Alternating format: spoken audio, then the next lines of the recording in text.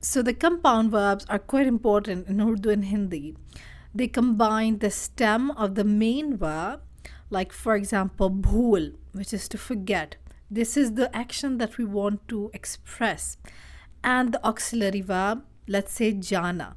Jana loses its meaning. So there are two verbs. Bhul is the stem of the main verb. Jana is the auxiliary verb. Bhul jana is a compound verb. Bhul jana. It indicates the suddenness or the intensity of the action or the transition of actions. Specifically the verb jana. Bhul jana. मैं भूल गया. मैं भूल गया. That means I forgot. मैं भूल गया. For female, it will be मैं भूल गई. Some important verbs are so jana, bhul jana, samajh jana, jeet jana,